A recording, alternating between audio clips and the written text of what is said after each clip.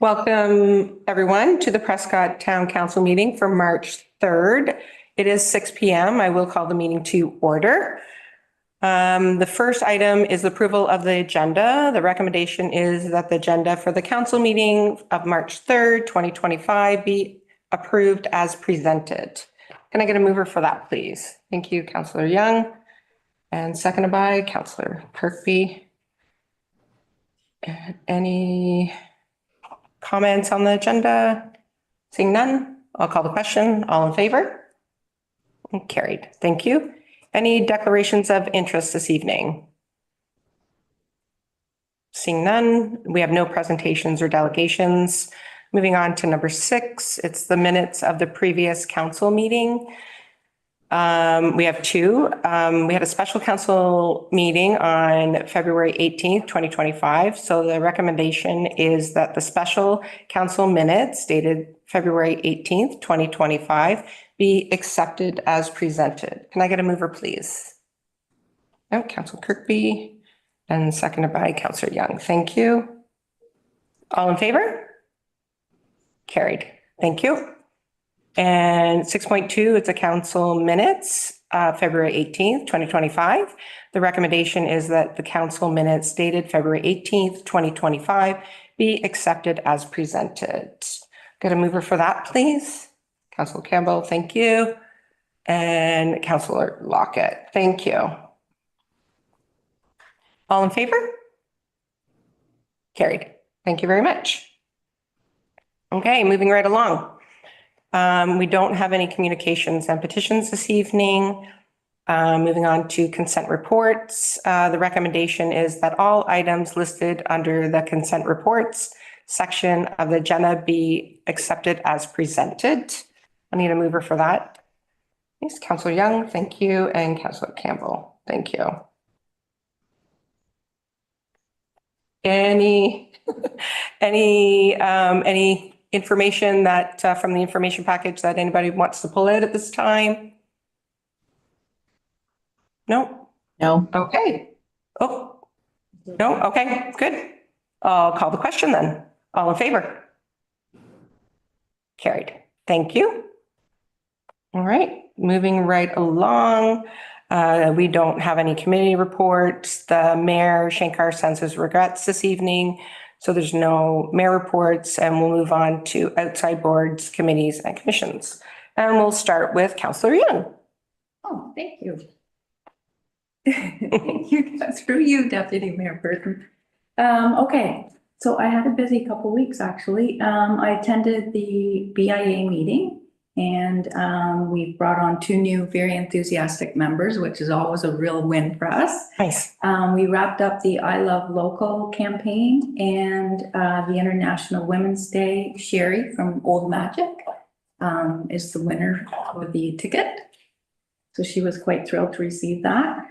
I was a judge at the the Legion for the public speaking contest. So it was for grades 1 to 3, 4 to 6, and 7 to 8. And what a great event. It's so nice that they're keeping it going because all of the skills that the kids get from it and the benefits are really good. They all did a really great job. So congratulations to all of them. Nice. And then what else did I do? On February 21st, I attended a meeting hosted by Judy Barry, and it was addressing teen food insecurity. So it was a lot of organizations came together, but it was more like a brainstorming event. So there will be a follow-up meeting. So it was really interesting. And then this morning I went to the Chamber of Commerce annual general meeting, and the speaker was Charlie Mignot, and he's the commissioner for the St. Lawrence ACTF corridor. And it was a really, really timely speaker because he addressed the US tariffs.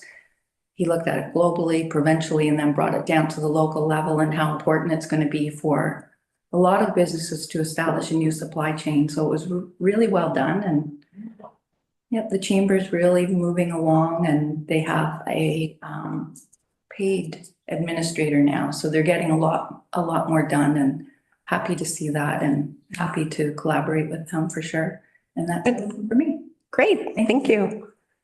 Councillor Lockett.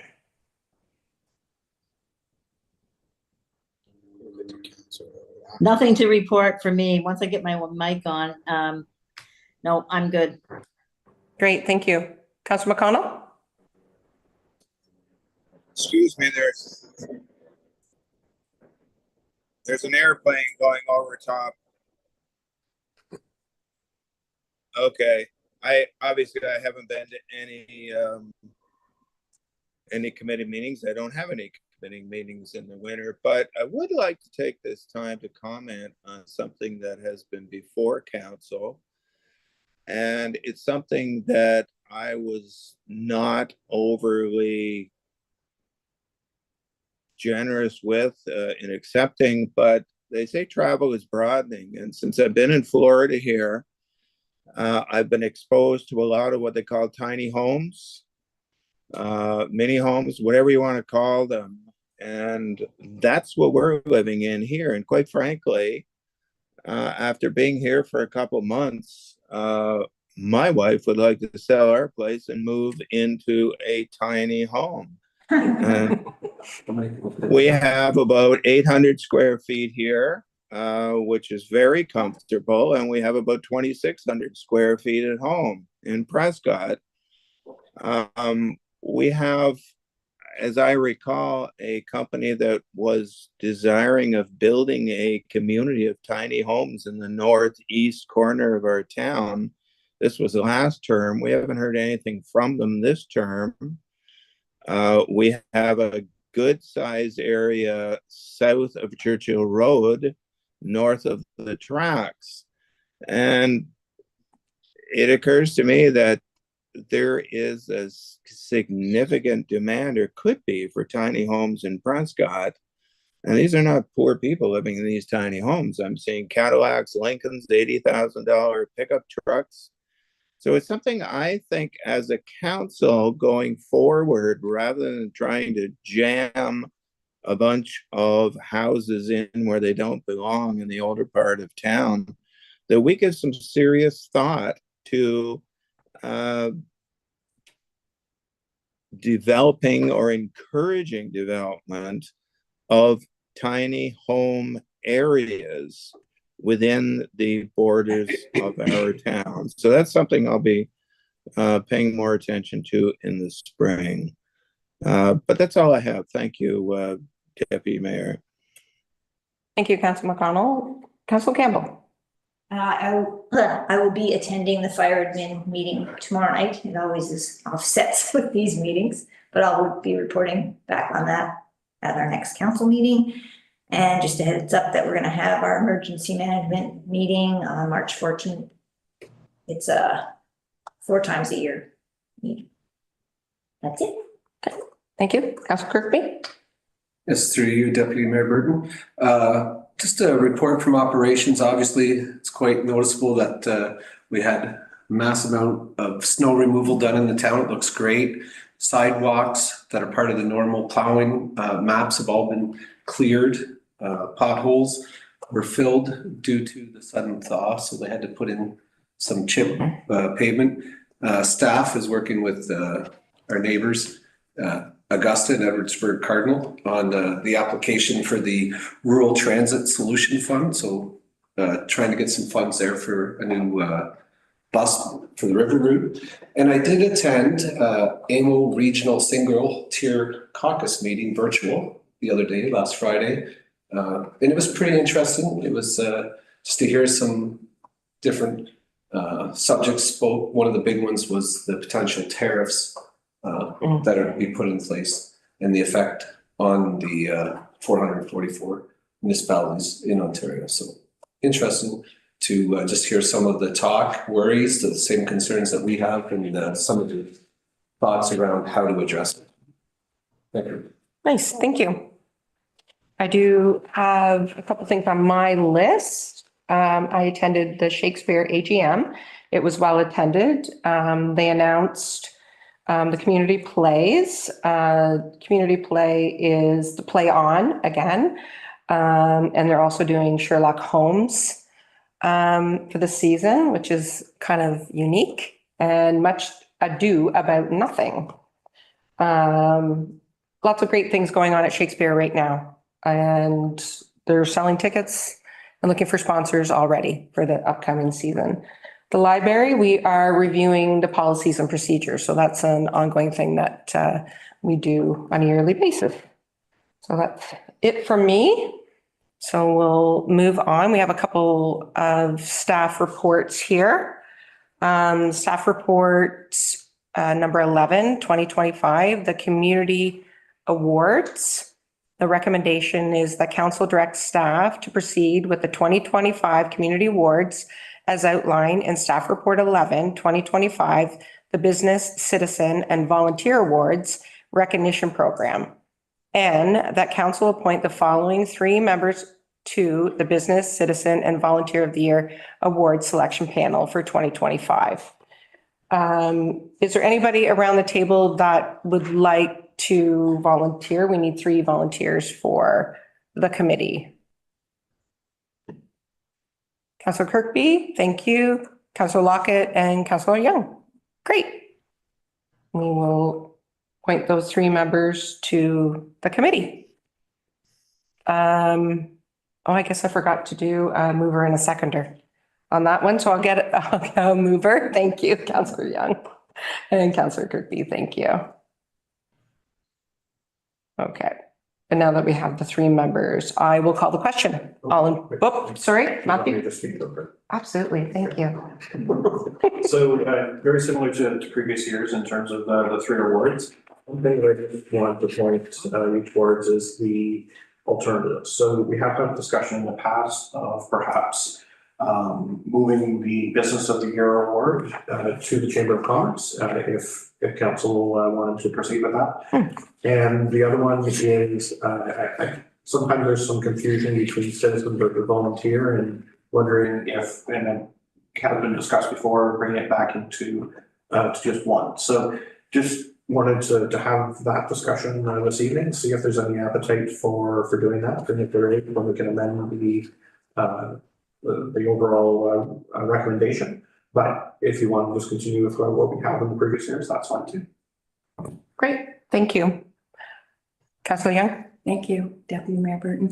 One idea that I did have is thinking about, and I think maybe the business does lend itself to the Chamber of Commerce, but I've seen before where they have a citizen of the year, but it's youth, adult, and senior.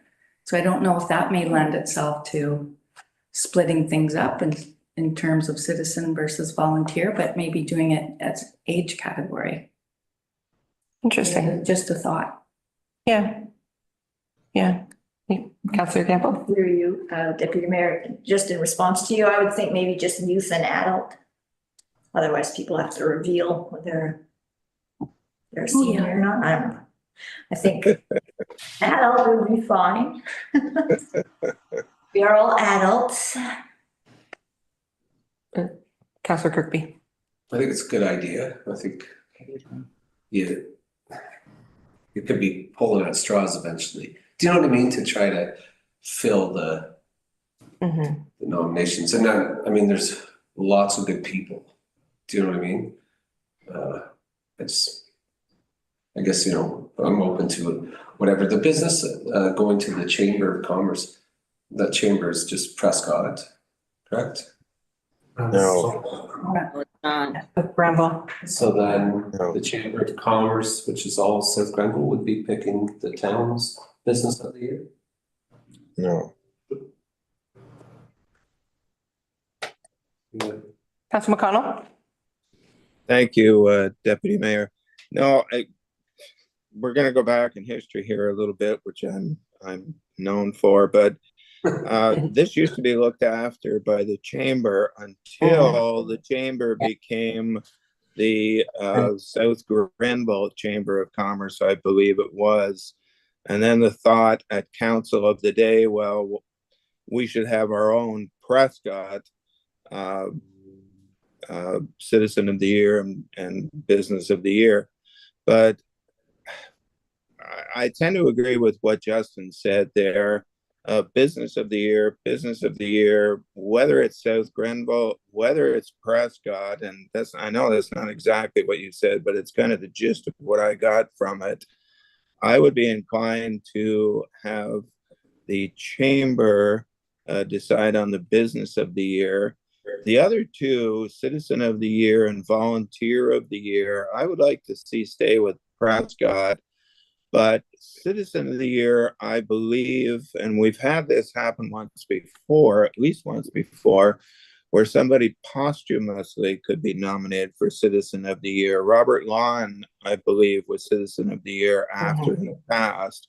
There are some very well deserving people in just our recent past who've never been nominated for anything that could fit that category. And as far as volunteer of the year goes, there's any number of people in Prescott that could be volunteered for that and be very worthy of that nomination. So that's what I would like to see happen. Thank you. Thank you, Councilor McConnell. Councilor Lockett? Yes, so I agree with mostly everything that's been said. And I think if I recall, last year we discussed having like a team of the year or an organization of the year, because we've got a lot of sports teams. And I think we discussed that a little bit last year. Maybe we, do something there.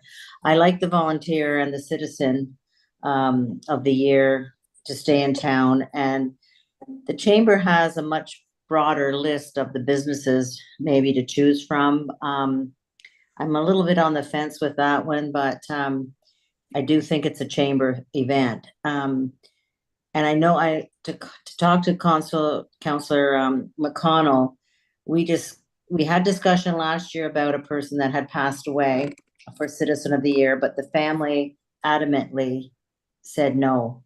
They didn't want that to happen. So we have discussed it in the past. Going forward, I'm not opposed to looking at it again. Okay, thank you. I mean, years ago, and Councilman McConnell can contest to this, that we just did the citizen and volunteer year, and then we moved it into the businesses as well. Because chambers already looked after the businesses. So I don't know what council wishes around the table to keep the businesses. We do, in fact, do organizations, because King's Kitchen was one of the organizations that we gave a plaque to. It was volunteer, right? I think they got the volunteer. Did they get the volunteer? I think so. Yeah, which is still an organization, but Councilor Kirby? Yeah, I wonder, through you, Deputy Mayor Burton, just a question. So would the chamber pick a business in Prescott? Is that what we're saying? Or they potentially, is that what the thought is there? I think if council wishes for them to take that over, then absolutely council could stipulate that, and that wouldn't be an issue at all. Is that the feeling I see around the table? Yeah, Councilor McConnell? Thank you, Deputy Mayor Burton. If we foist that over on the chamber, the South Granville Chamber, then in my view, they would be selecting whatever business they felt would be most worthy of that designation. And of course, any number of people could nominate any number of businesses in Prescott, but you could also nominate the lumberyard just outside of town, which is, it's a Prescott business basically, but it isn't the Prescott business because it's in Augusta Township. So I stipulating that they would have to designate a Prescott business for a chamber, which is not only Prescott. I don't think we could do. I would be in favor of letting them nominate whatever business they want. And if it happens to be a Prescott business, that's fine. If it's not, there's only so many businesses, and having the chamber designate a business and having us designate a business, I think it's kind of repetitive, but it's not something I'm going to lay my life on here. It's just my opinion. Thank you. Thank you. Councilor Campbell? Through you, Deputy Mayor. I'm having trouble seeing the difference between Citizen of the Year and Volunteer of the Year. So I'd like to combine that just into Citizen of the Year, because a citizen could be a volunteer or not. I think the business going to the chamber is a good idea with no stipulations, because do they do their own awards anyway? I don't know if they still do awards. They did for a very long time. They did, yeah. Yeah. Augusta does their own, Yeah, right? yeah, I mean, yeah. Edward Spring Cardinal do their own. I'm not too sure. Do we know anything about that? No. All right. No. Maybe find out something about that before. Mhm. So I'm getting the feeling around the table that we want to move the business to the chambers. Just show of, just nodding of the heads. Yes. Unless they. No? Unless they have their own already, which we can. Okay. So I guess we need some more information. I think I could just run with this myself, because through you, Mayor, Deputy Mayor, I feel like the citizen at times and then the volunteer is two separate, right? So Mhm. It is.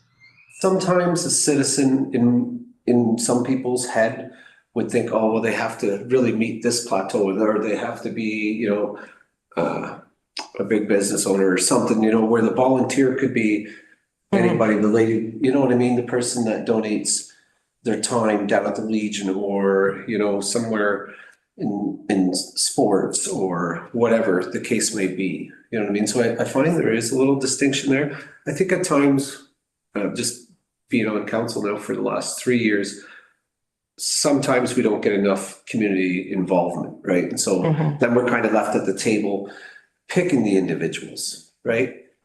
And, I think maybe at times, if we don't get enough submissions, then maybe there isn't somebody designated that year. Maybe it's driven on what we take in. Whether or not we give that award out. I don't know if that's more work than it's worth, but if the community doesn't feel somebody's or some businesses deserving, then maybe we don't give that award out that year. And we also talked about, because I was on the committee last year, that we were going to maybe skip a year because we weren't getting the nominations.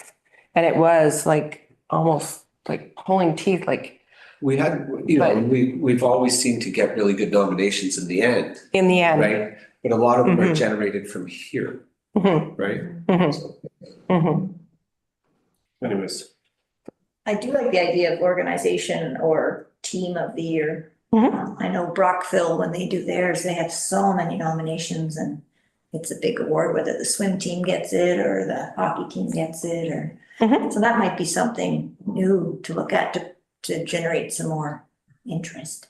But I don't know what you call it, organization or team. I guess organization. I mean, it could be citizen/organization.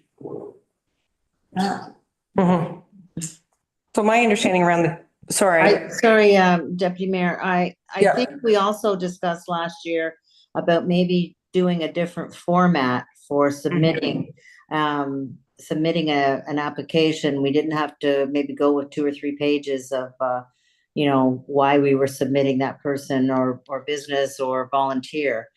So, I mean, maybe that's something the committee could look at this year. But maybe we do need to bring it back, some information on the chamber before we make a decision here tonight. I don't know. Councilor McConnell, you had a comment? I did. Thank you, Deputy Mayor. I really like the idea of team that Mary had. It's not something that occurred to me, but it sounds like a really good idea because we do have a lot of teams in town, both adult and juvenile. And given the new arena that we have and the development of the property behind that into playing fields, I suspect those teams will be coming into more and more prominence. I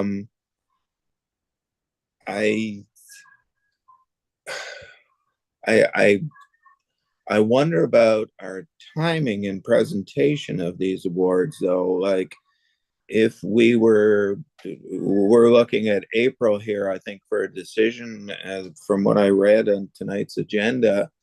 If we're not through hockey season, the team that we might or somebody might nominate for that might not be through playing yet. And team of the year, I think you would almost be looking at team of the year before. So if we're looking at a swim team, for example, it would be this year anyway, it would be the swim team of 2024. So I think we kind of have to decide on an exact timing and what we're going to include as far as teams there go. Okay, thank you. So the feeling around the table that I am getting is a couple different things. We still want to do the citizen and volunteer separate. And maybe add maybe team/organization.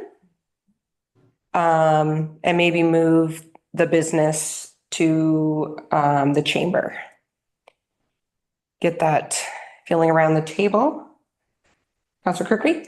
Is this something maybe that we stay with this and the working committee takes all this recommendations back tonight and kind of have that discussion there? Is that? Yeah, well, the motion on the table is about the business, citizen, and volunteer. We would have to amend the motion to add teams and organization. Correct? Yeah. Or even to discuss it as a committee? Mm-hmm. So if you'd like, we can defer this until the next meeting.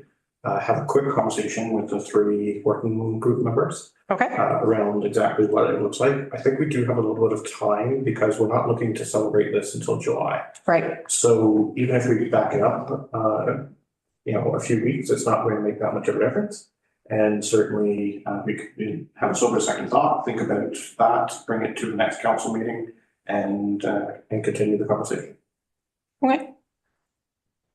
Okay. Oh, Councillor McConnell, final comment? Oh, I agree. Thank you. I agree with what Matthew just said there, but I think it's also worthwhile if we're going to take some time, if we are going to sort of bounce the business of the year over to the Grenville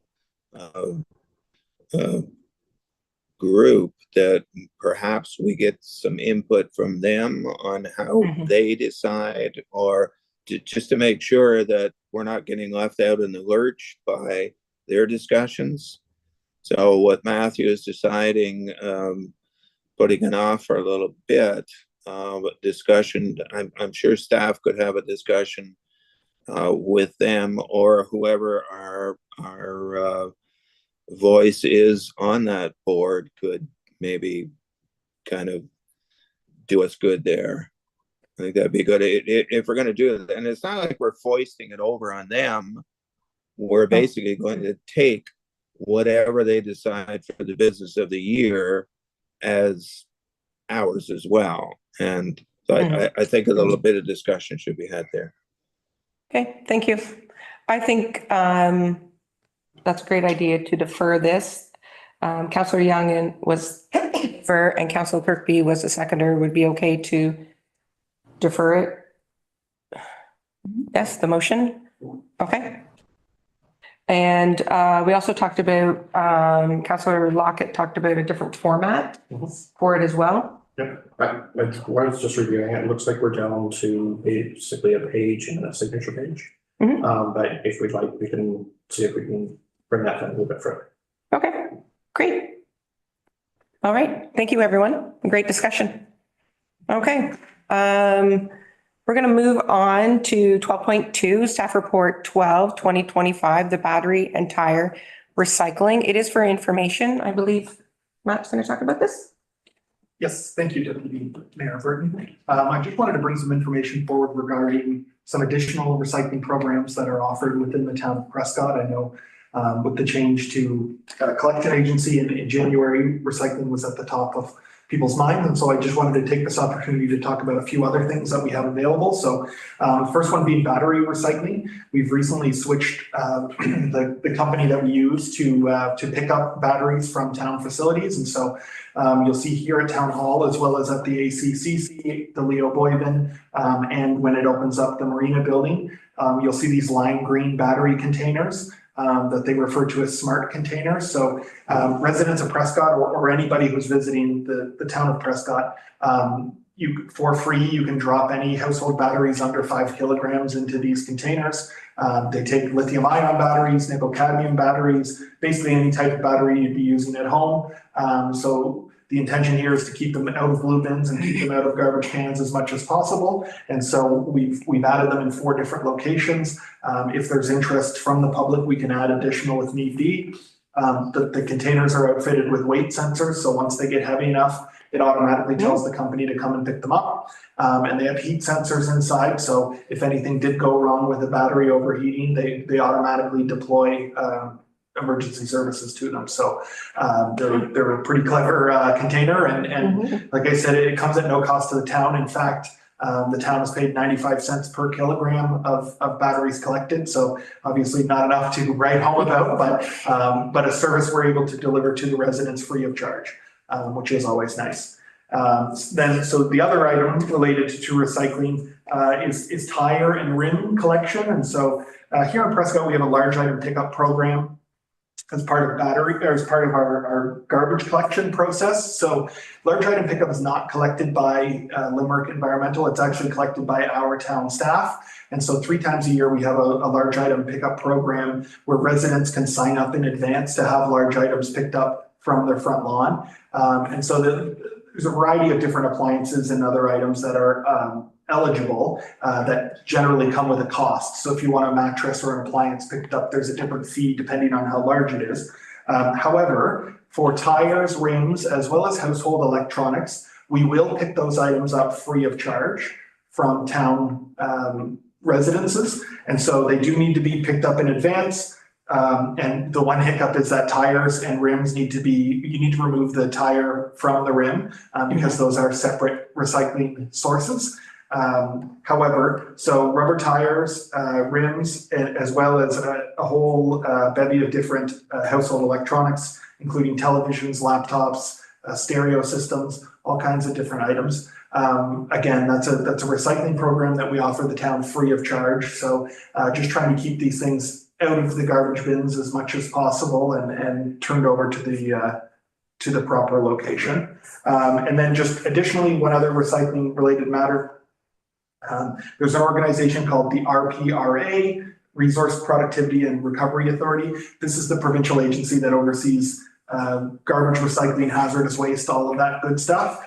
So they have rolled out a website tool for the province of Ontario where it's rpra.ca/where-to-recycle. I've included the link in the report, and I'm sure we'll send it out on social media. It allows residents to enter their address and then look up whatever type of item they're trying to dispose of or recycle, and it'll show them the closest locations to them where they can do that. So this is things like oil filters, paint cans, solvents, pesticides, lighting, all those funny things that you can't put in the garbage can and aren't sure what to do with them. This provincial website is a tool to show you which participating outlets will take that information. And so they're updating that website regularly, but they do encourage you, when you look it up, it'll show you the closest spot and have the contact information. They do encourage you to call them just to make sure they are still participating. Because sometimes businesses may have closed faster than the website is updated. So yeah, I just wanted to give an overview of those items and some additional resources for town folks to be able to take advantage of some recycling programs free of charge. Wow, that's great. Thank you. I do have a couple of questions. Is there a limit of items? So if I have 3 cars and I'm changing all the tires, and all the tires are bad and I throw all the tires out on the curb.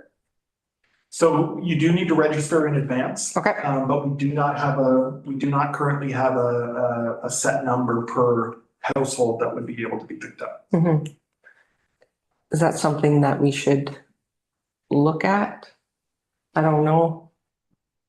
We certainly can. To date, it hasn't been a problem. Okay. I guess what I would propose if it becomes one, then yes, we can Okay. certainly implement Okay. something. Excellent. Thank you. Councillor Kirkby? Thank you. Through you, Deputy Mayor Burton. There is a cost to the large item pickup, correct? Mhm. Yeah. And are the tires part of that cost? So tires and electronics are free of charge. There is no fee for those specific items. So I guess my one question is versus I guess you're doing the pickup the same time you're doing the large pickup, that's correct, right? You would do the tires and the recycling of electronics. I just wondered if it would be more, but if you're already out on the road, cost efficient to just have a drop off at the town barn, but which may not be accessible to all residents in theory, thinking about it. But the efficiency would be, and the less cost to the town would be that it's open for drop off. Is that something? Go ahead. To that one. So I think one of the things that we've noticed, and especially the compost site, is if it's not staffed and just becomes a drop off, then the amount of abuse that the program has is substantial. So I would certainly just consider that. Also, because there are portions of it that are paid for, and then pre-registering, we find that that's an effective way to make sure that we're collecting the right fees and things like that. So, so I think, certainly we're not alone in doing curbside pickup, but it's also a way to introduce some internal controls so that we don't find that the program is abused. And just last, I think it's great job by staff to get these battery containers and, the tires and rims and the electronics program in, and out. Hopefully we just blast social media, and I don't know if there's an opportunity to tuck any of this information into tax bills or in the future or anything like this. This is a great one, right? Because I know myself, I probably have over 100 batteries at home in a container under my sink. And then I have a couple of 12-volt batteries in my garage that have just been sitting there for a couple of years. I have done nothing with. So these things, they sound super smart, super convenient. I like the fact that they weigh the battery and then decide if they'll open up and accept it. So great job, my stuff. That's great. That was actually one of my questions. How are we going to promote this? Because what a great. Yeah, so the intention of this report was to just kind of start that process in front of council and make sure that we're trying to get the word out through council. But now additionally, we'll roll out social media posts to try and capture as many people as possible. And our hope, particularly with the batteries, the lime green containers stick out like a sore thumb. And so the hope is as you walk into town hall and as you walk into the arena, you see them and they have signage on them explaining what they are. And so we're hoping that's another form of advertising for it. I know. Oh, sorry. And absolutely, we can include it with the July billing for taxes. And if there's anything that council would like us to consider including in that newsletter, we'd be more than happy to do that. Great. Yeah, I think that's a fabulous way. Councillor Campbell? One more question for you, Deputy Mayor. For the large item pickup, it says it's the third Wednesday? Did I read that? Yeah, third Wednesday in April, July, and October. Is there a window where you have to register, or could I register more for April? There is a window. I would have to consult the website to know the date. So generally we release that through social media, just so that people understand where the timeframes are. If you do it too early in advance, there's a good chance that they might not have it, or still when we go to pick it up, or that we miss it. And then so we try and keep it to a 1 week window so that people can register. You? Maybe it's something too. We did the postcards for the change of the recycling. Is it something that we could do if somebody's coming in to pay their tax bill in the next month or so, and they can pick up one of these? I mean, it's an idea just to get it out there more often. Anybody else have any questions for that? No? All good? Okay. Thank you. Oh, sorry, Councilor McConnell. Thank you. Out of curiosity, generally speaking, if we're not charging for picking something up, that means somebody's taking it away for us for free.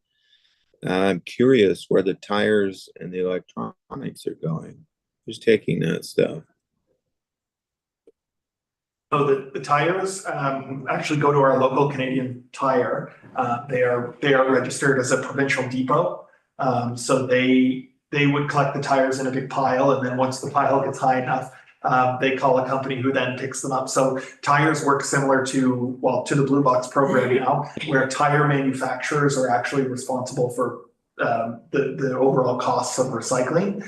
And so, yes, it comes at no cost to us. It would in fact come to no cost of Canadian Tire. And so the tire manufacturing companies would be paying for those tires to be bulk collected from Canadian Tire. But for household electronics, I believe they go to Waste Management, and Waste Management has a free drop-off program. Mhm.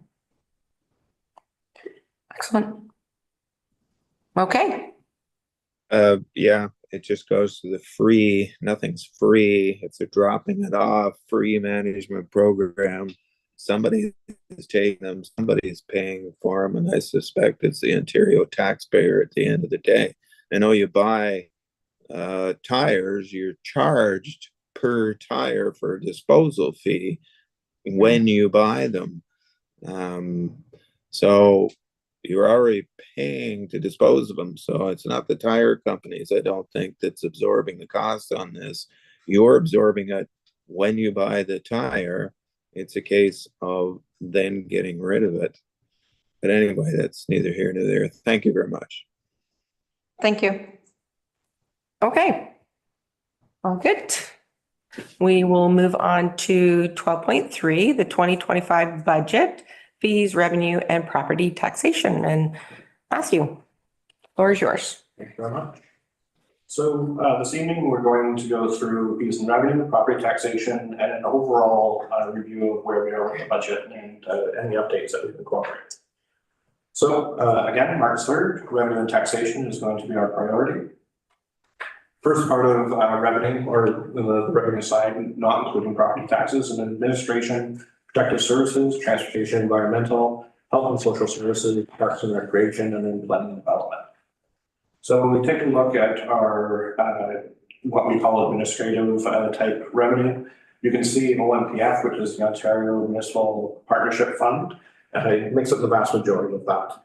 Other large items that make that up are the dividends from Rio St. Lawrence utilities, interest that we earn on outstanding cash, that we charge on outstanding property taxes. And so all told, that's moving from a budget of 1.9 million to a budget of 2.37 million, an increase of about 135. Of that, 140,000 is due to the increase in our OMPF funding. When we take a look at protective services, fire pretty much staying the same, police staying the same, bylaw is decreasing. Augusta decided to incorporate their bylaw officer with their fire prevention, so we're no longer sharing. However, with some changes that occurred with Edward Cardinal last year, we are now sharing our chief building officer with them, and so that's generating considerably more revenue on that side. So total budget of 424 going to 461, and really that's the difference in not sharing with Augusta for the bylaw officer, and then sharing with Edward Cardinal for the chief building official. When we take a look at transportation, vast majority of this budget is made up of three particular lines, one being the roads line, and really that's the Ontario Community Infrastructure Fund. That's decreasing this year by approximately 23,000. Next is the river route, and that's decreasing simply due to the budget also decreasing on the expense side, so no loss of actual revenue. And then recycling, as we've mentioned before, that's a reduction in the recycling grant that we were receiving, but also a decrease in the expense. So that budget is going from 906,000 to 822. When we take a look at health and Social services, we have the cemeteries, and that's going from 30 to 36,000. We said in our original assumptions that the cemetery is now doing an enhanced focus on repairs of headstones. And so that's the reason for the increase in our support of the cemetery. And then St. Lawrence Lodge, there's a certain portion of the debt payment that's offset by provincial revenue. And so we don't really see that changing. So just a small change of the $6,000 as mentioned.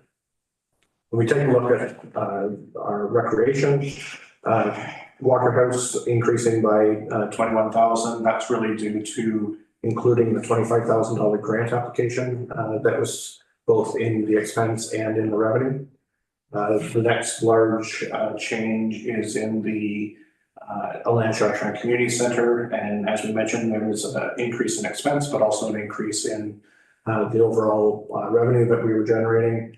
So moving from 1.143 million to 1.3 million, and noting that those two things were making up the vast majority of the increase of 169. We take a look at planning, development, active, and tourism. So going from a budget of 78,500 down to 70,000, and really the majority of that decrease is in relation to the Main Street Digital Program only running to March 31st of 2024. So it's being removed completely from the 2025 budget. So when we take a look at the total revenue side, we're talking about fees, not including property taxes. We're moving from 4.5 million to 4.8 million, or an increase of 255,000. I'm just going to pause there and see if there's any questions. Councillor Campbell? Through you, Deputy Mayor, to Mr. Armstrong. With the marina, do we make any money there? Or is it? So in terms of the marina, we are offsetting expenses and putting $79,000 into a reserve to help support the infrastructure replacements. So do we feel that we're charging enough for it, or is that a whole other discussion? I think, so in terms of our neighboring municipalities as well as neighboring marinas, I think we're pretty much in the ballpark. When you compare ourselves to Gananoque, Rockville, some of those marinas, they have the advantage of being location and being closer to the Thousand Islands, whereas we're a little bit more in a desert of islands, so to speak, that you have to travel in one direction or the other. So we have been making incremental increases year after year, and built into this budget is 3% increase for marina. So we believe that that is still covering the expenses, allowing us to do that $79,000 infrastructure contribution. And so I think when we take a look from that perspective, that yes, we're charging what we should be. Okay, so even with the 3% increase, people are coming back, new people are coming? Yes, definitely. I think the last several years, we've seen the shift towards larger vessels. More recent sales data is suggesting that people are starting to move down to smaller vessels again, simply due to the operating costs, insurance, dockage, those types of things. So I think over the next several years, as some of those newer boats start to come our way, that will be continuing to be able to provide that dockage for them. Okay, thank you.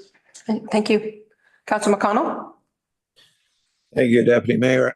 As far as the marina goes, I think what we need to remember is the marina is 30 plus years old, and we have been spending several $100,000 over the last few years to replace the dockage, and those are docks that have been there for over 30,000 or 30,000. That's a long time. Over 30 years. And once we have those docks replaced, then the amount of money we're going to be spending on the marinas per year is going to reduce considerably, because the building itself, we've spent money on roof, walls. So there are times when we have to spend money on certain things, but it is not something that is going to continue. And with the marina, with this year replacing the docking, I think we're going to see that expenditure drop considerably. The other thing is when you're looking at what we charge for dockage, that is per foot, and also you can include in this the skating arena, we have to be in line with what our neighbors are charging. And Matthew is correct. The closer you get to the Thousand Islands, the more you can charge. Farther away you get, the less you can charge. So we have to charge less than Brockville, but we can charge more than Iroquois.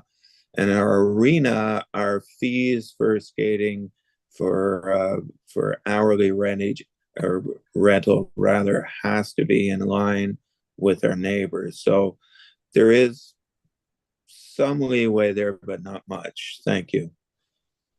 Thank you, Councilor McConnell. I can't see Councilor Lockett. So I don't know if she has a. No, and she her head. Okay, great. Any other questions? No? Go ahead. Thank you. So moving to property taxation. So we're going to take a look at the assessment, tax ratios, and taxes by property class. So just as a reminder, 2013 through 2016 taxes were based on the 2012 current value assessment. 2017 to 2020 was based on 2016. The 2021 taxes should have been based on the 2020 valuation. However, that didn't occur because of COVID. And now we're continuing, we're now in our 5th year of it not occurring. So when you have a revaluation, increases are then implemented over 4 years. And so a quarter of the increase would then provide for some natural assessment growth. We've now gone 5 years without any natural assessment growth.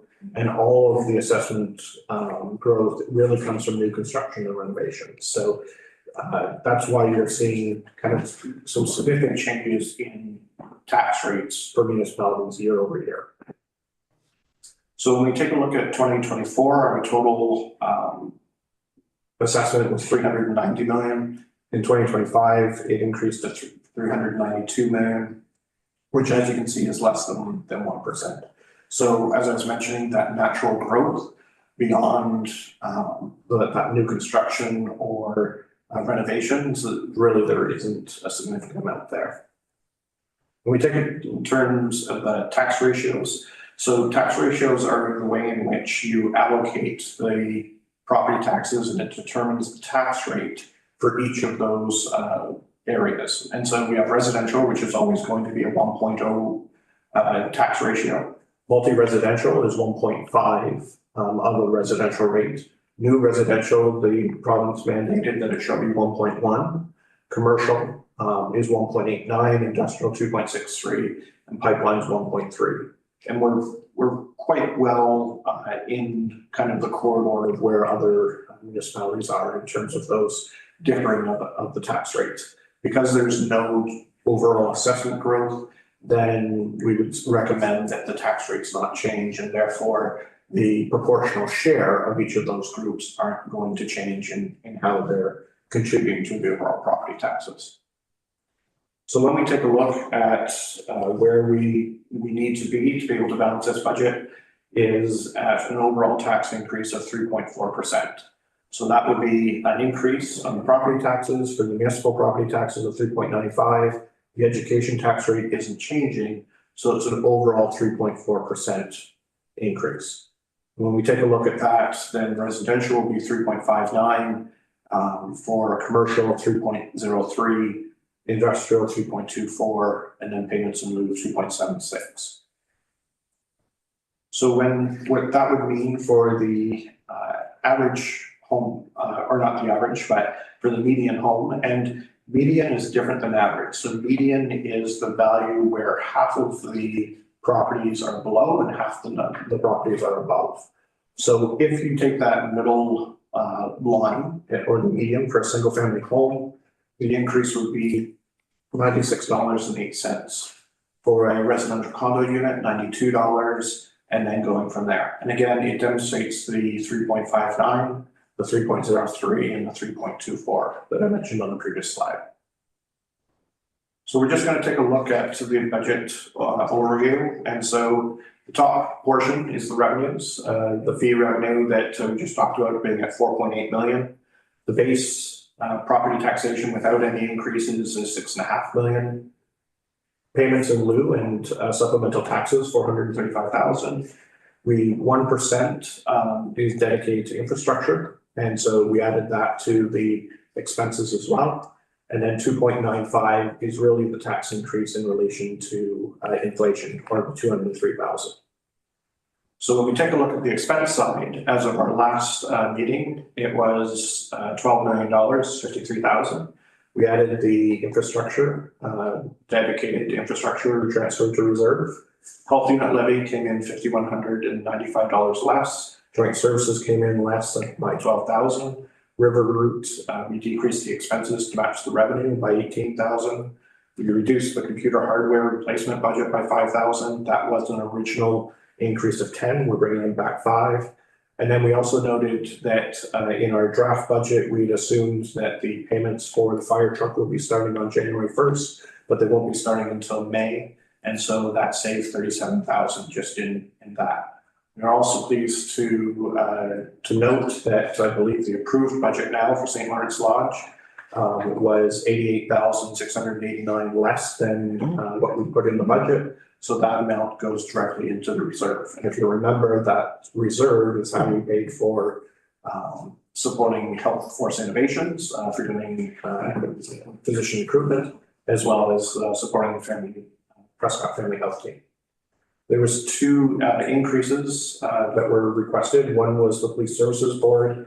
So at the inaugural meeting of the Police Services Board, it was requested that each municipality put in $10,000 to a joint police services budget.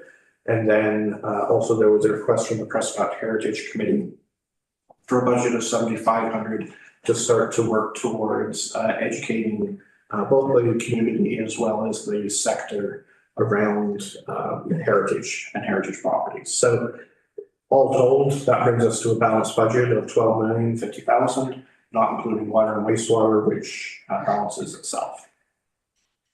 So overall, 3.4% increase in property tax. When we break it down, increase in joint services with 52,000, health unit 3,000, cemeteries, stone repairs 6,000, community grant allocation increase. Again, taking it from the 58,000 that we've had for a number of years and actually increasing it to 64,000. Prescott Heritage Committee allocation, their request is really to start to recognize some of those designated properties with a plaque or a sign, creating a brochure for heritage designated property owners to really explain trying to dispel some of the myths that are out there when it comes to owning heritage property, creating a brochure and self-guided walks for heritage designated properties for visitors, hosting an education session for realtors and insurance agents, and then perhaps doing some type of event to support Heritage Week, which I believe is in February or January each year. Increased municipal sports for the library was 18,000, 1% dedicated to infrastructure, 65. And then all of the other inflationary items came to 108,000. So that kind of brings us to the end of our budget process. And in terms of reviewing all the expenses and all the revenue, now what would council like to do? Are they satisfied with the 3.4% increase?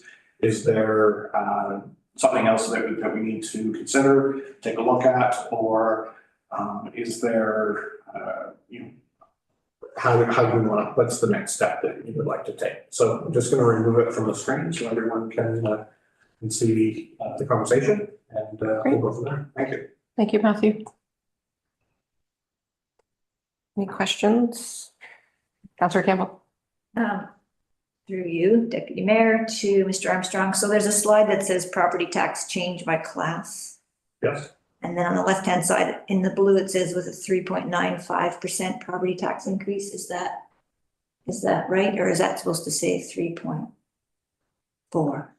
Okay, so if you take a look at the slide right previous to it.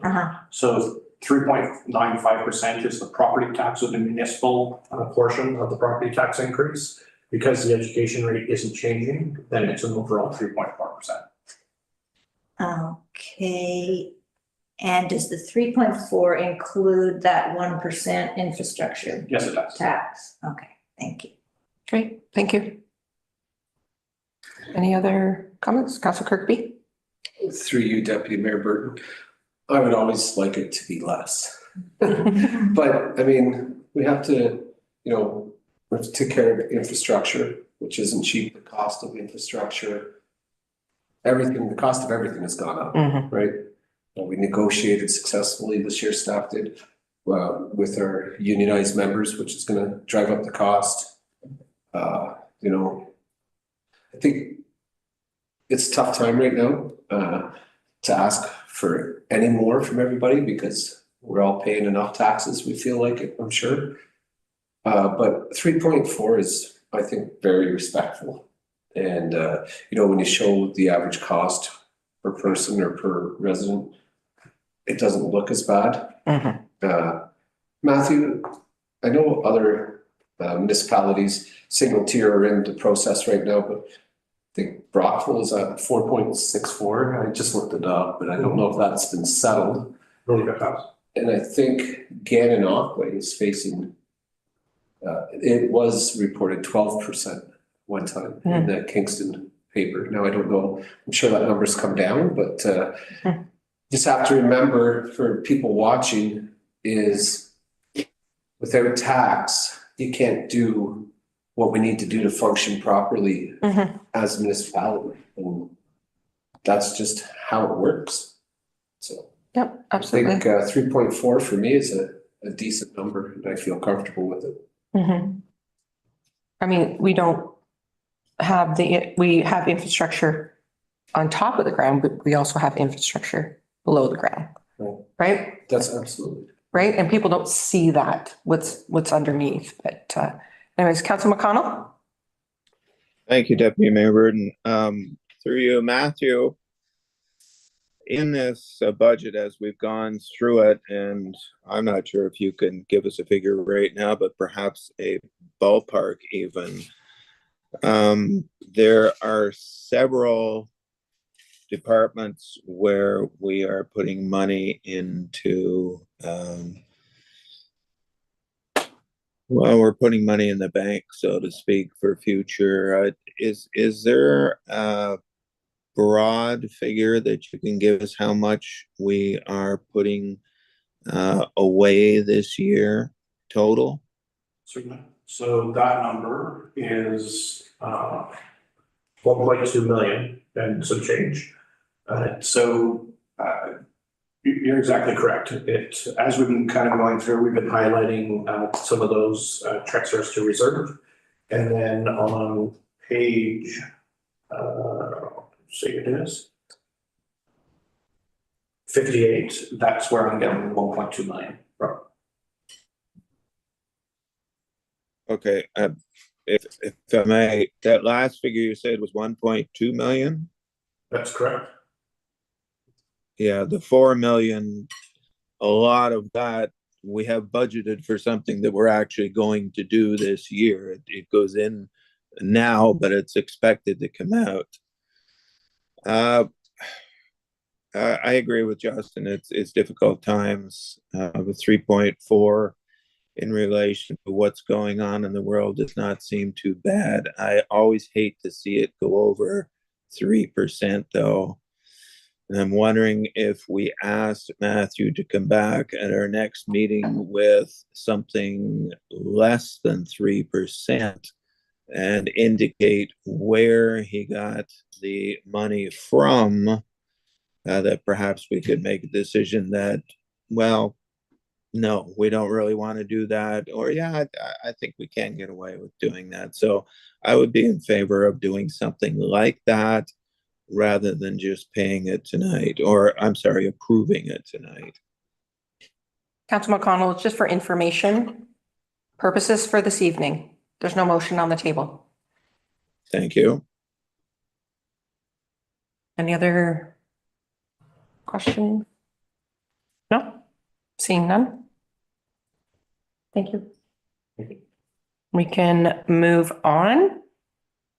Number 13, there's no resolutions. 14, the bylaw, clerk appointment bylaw. So the recommendation is that bylaw 13, 2025, being a bylaw to authorize the appointment of Chloe Preston as clerk for the corporation of the town of Prescott, be read, passed, signed by the mayor and deputy clerk and sealed by the seal of the corporation. Can I get a mover for that, please? Councillor Kirkby? Councillor McConnell, do you want to get on the? Okay, Councillor Lockett, thank you. Certainly, I'd be Oh. happy to put it on the On table. the floor, okay. Councillor Lockett beat you to it at this time. Any discussion? We just want to welcome Chloe Preston to the town of Prescott and, Councillor McConnell? Thank you, Mayor Burton. I think, given the fact that Chloe is new to town, it would be a good time for Matthew to give us and the people listening a bit of history on her. I understand she comes from Kentville or North Granville, rather. That's correct. So,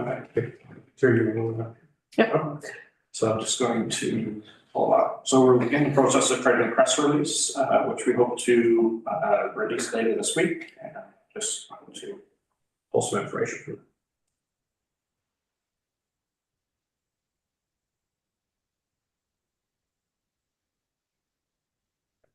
So thank you very much. So absolutely, Mr. Preston was most recently the municipal clerk and manager of council services at the municipality of North Grenville. She has significant experience in meeting management, drafting reports, bylaws, policies, grants, managing multi-departmental budgets, overseeing the implementation of programs, policies, and initiatives, as well as providing significant procedural advice to members of council and colleagues. In her spare time, she is the president of the Mountain Township Agricultural Society and acting as the chair of the South Mountain Fair. Nice. Thank you. Thank Well, you we very look much. forward. You're welcome. We look forward to working with Chloe and welcome her aboard. And I'll call the question. All in favor? Carried. Thank you. Okay. Moving right along for new business, we have a resolution on the table, and I believe that Councillor Kirkby, you'll be speaking about this. Sure. Thank you. So the resolution before us here is from the Eastern Ontario Wardens Caucus. And this is in support of the Canadian and Ontario government's negotiations with the United States government on trade tariffs. So I'll just read it, might as well go through it. Okay, sure. So whereas the Canadian government is currently in negotiations with the United States government on the proposed 25% tariffs on Canadian goods exported to the US, and whereas Canada's Prime Minister and Ontario's Premier have outlined several plans to combat the impact that the proposed tariffs would have on Ontario, which would focus on strengthening trade between Ontario and the US while bringing jobs back home for workers on both sides of the border. And whereas the Canadian government has also outlined several ways to address the current relationship with the US, including establishing the Council on Canada-US Relations to support the federal government as it negotiates with the US on tariffs.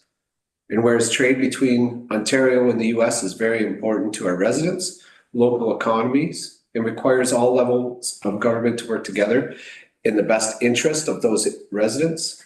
And whereas according to the data from the Association of Municipalities of Ontario, across Ontario municipalities are expected to spend between 250 to 290 billion on infrastructure in the next 10 years.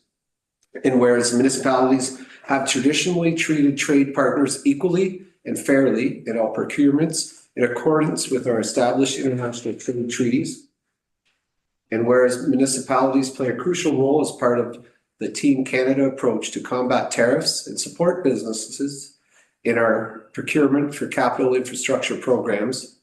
And whereas there are trade barriers between Canadian provinces and territories, Therefore, be resolved that the Eastern Ontario Wardens Caucus supports the Canadian and Ontario governments on the measures they have put in place in response to the proposed U.S. tariffs on Canadian goods and asks that they take any and all measures to protect the interests of Ontario in any upcoming trade negotiations.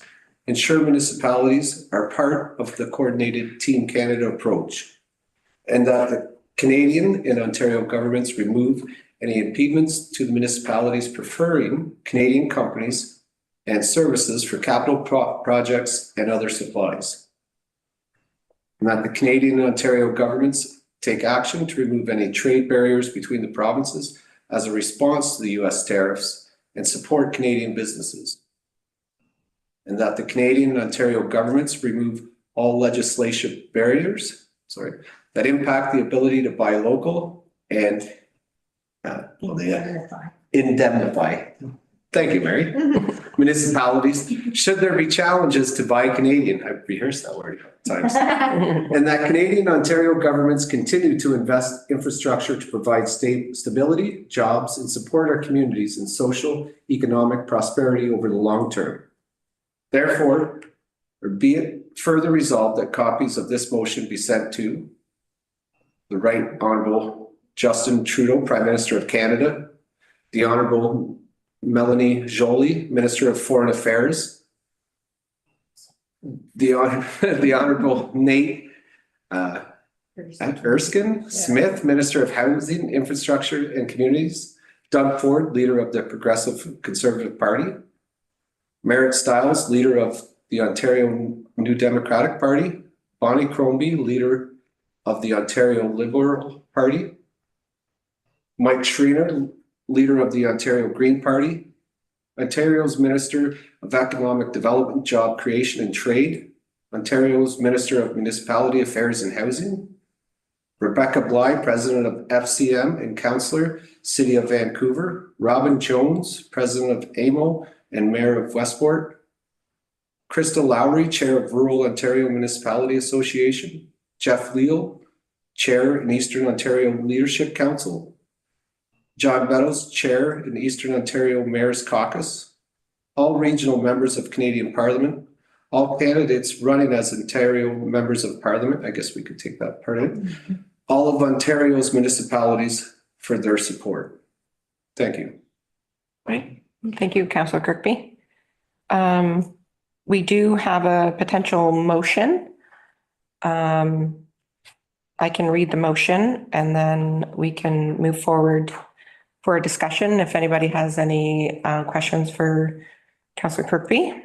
So the potential motion is that the Council of the Town of Prescott supports the resolution of the Eastern Ontario Wardens Caucus regarding Canadian and Ontario governments negotiations with the United States government on trade tariffs, and that a copy of this resolution be sent to the Right Honourable Justin Trudeau, Premier Minister of Canada, Premier of Ontario Doug Ford, Member of Parliament Leeds and Grenville and Thousand Islands and Rideau Lakes Michael Barrett, Member of Provincial Parliament Leeds and Grenville, Thousand Islands and Rideau Lakes Steve Clark, the Association of Municipalities of Ontario, AMO, and all other municipalities in Leeds and Grenville.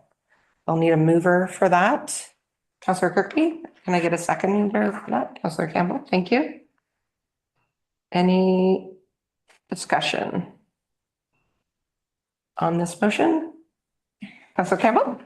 I don't want you to read the motion again, but did it indicate that our interest is at a municipal level in that? It says on all other municipalities in Leeds and Grenville. No, in the motion. Oh, If I may, the motion speaks to eliminating, so currently under the current trade agreement, that we can't just target Canadian companies, right? We can't just directly purchase, right? But this from a municipality will give us the ability to do that. Whether or not it makes financial sense is something else that has to be weighed, but. Okay. Thank you. you're okay? You still second that? Okay, any other further discussion? Seeing none, I'll call the question. All in favor? Thank you. It's carried. Thank you, Justin. Okay.